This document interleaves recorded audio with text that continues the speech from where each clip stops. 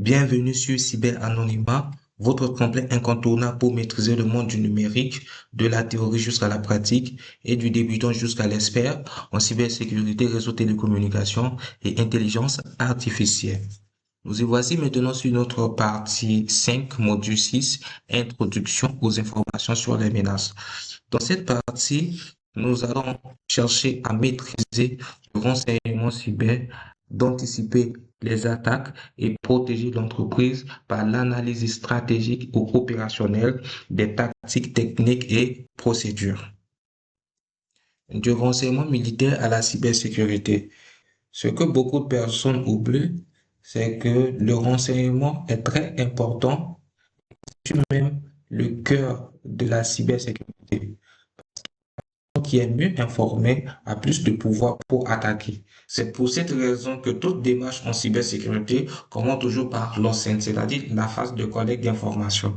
Donc, nous allons analyser ce passage tiré du livre L'art de la guerre de Sun Tzu qui dit « Qui connaît l'autre et se connaît lui-même peut livrer son bataille sans jamais être en péril. » Voilà. Donc, vous voyez, l'art de la guerre qui est appliqué pour le renseignement militaire est également applicable en cybersécurité. Donc, n'oubliez pas, avant de pouvoir attaquer une cible, un cybercriminel prend toujours tout son temps pour étudier, analyser cette cible. On ne fait jamais de l'attaque à l'aveuglette. Est-ce que c'est clair? Ok. Voyons maintenant cette partie. Dans le domaine militaire, le renseignement est un multiplicateur de force permettant d'allouer les ressources efficacement. En cybersécurité, cette doctrine s'applique directement au renseignement sur les menaces. Est-ce que vous comprenez déjà? Ok. Objectif d'apprentissage du module. Pour ce module, nous allons comprendre la collecte et le traitement structuré d'informations sur les environnements et les intentions malveillantes. 2. Nous allons identifier clairement les tactiques, techniques, procédures et les indicateurs de compromission qu'on appelle IOC. 3. Nous allons appréhender l'apport du renseignement sur les cybermenaces pour la prévention, la détection et la contextualisation des incidents en entreprise. Et enfin, nous allons intégrer l'intelligence artificielle pour automatiser la défense proactive. Ok, donc là, nous allons voir la définition et les concepts du renseignement. Donc, voici la définition officielle du renseignement. Le renseignement est un résultat de la collecte et du traitement dirigé d'informations concernant l'environnement, les capacités et l'intention des acteurs pour permettre aux décideurs d'identifier menaces et opportunités. Et que n'oubliez pas que cette définition émane du ministère de la Défense du Royaume-Uni. Et que cette définition également, elle est valable pour la cybersécurité ainsi que pour l'armée. Est-ce que c'est clair? Ok. Et maintenant, nous allons parler du renseignement sur les cybermenaces, également appelé CTI. Donc, les renseignements sur les cybermenaces sont des données collectées et analysées pour une entreprise pour comprendre les motivations et les comportements des acteurs malveillants, axés principalement sur les tactiques techniques et procédures et les indicateurs de compromission. Voilà. Anatomie de menace. Donc ici, nous allons parler des tactiques techniques et procédures ainsi que les indices de compromission. Donc en termes de tactiques, les tactiques relèvent la question pourquoi. Pourquoi ici, c'est la raison, la motivation. Pourquoi le cybercriminel veut attaquer telle ou telle entreprise. Donc l'objectif tactique ou la raison d'une action menée par l'adversaire. Exemple, élévation de privilèges dans le système d'information. Les techniques ici relèvent de la question comment. C'est-à-dire l'action concrète réalisée pour atteindre l'objectif. Exemple, contourner les contrôles d'accès pour s'élever. Donc, comment faire pour contourner telle ou telle infrastructure? Est-ce que vous voyez?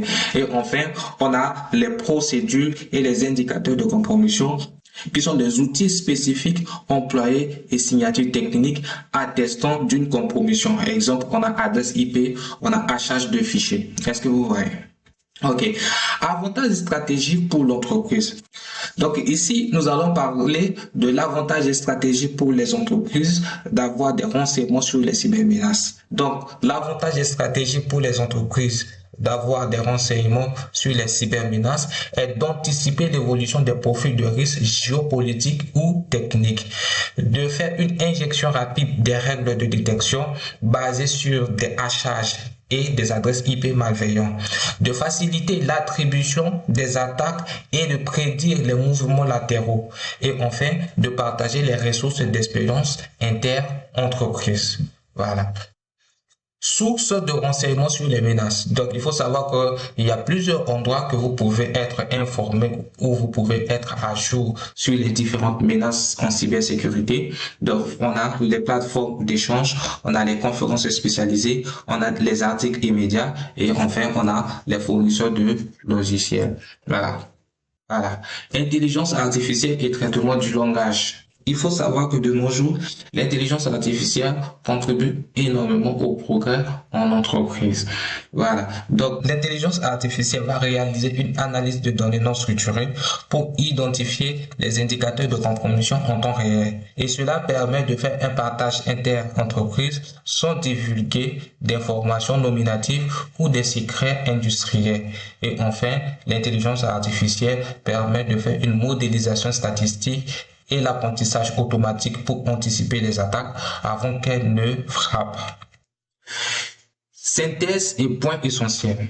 Ce que vous devez savoir ici, c'est quoi? C'est qu'en entreprise, il faut arrêter avec la posture d'improvisation. Une entreprise n'est pas un groupe musical où chacun improvise de son côté.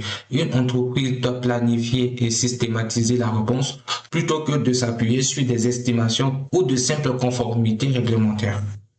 Pourquoi? Parce que le renseignement sur les cybermenaces permet de concevoir une défense taillée sur mesure face aux menaces réelles qui ciblent spécifiquement l'organisation, dépassant ainsi les exigences minimales des normes sectorielles. Ok, voici notre lab pratique en entreprise, mise en situation. Contexte du lab. En tant qu'analyste en renseignement sur les cybermenaces au sein d'une entreprise industrielle, vous observez une recrudescence d'attaques par ransomware ciblant votre secteur d'activité en Europe. Voici votre objectif. Collecter des indicateurs de compromission à partir de flux de menaces ouverts, corréler les tactiques techniques et procédures observées avec le framework MIR-ATT&CK et intégrer des règles d'alerte dans le CIEM-EDR de l'entreprise. Ok, voici notre corrigé guide pas à pas. En étape 1, on va faire une veille et collecte. Donc ici, on va faire une consultation d'une plateforme d'échange pour identifier le rapport d'incident du groupe ciblant le secteur industriel. Étape 2, nous allons faire une extraction des indices de compromission. Donc, extraction des 3 adresses IP de Command and Control et du hachage SHA-256 du dropper malveillant associé. En 3, nous allons faire une cartographie des tactiques techniques et procédures pour faire une association de la technique d'action initiale au code MIR-ATT&CK. Et enfin, on a l'intégration défensive, ici faire la création d'une règle d'alerte dans le CIEM pour bloquer, alerter les flux sortants vers l'adresse IP identifiée. C'est ici que prend fin notre programme d'aujourd'hui. Nous vous remercions et à bientôt.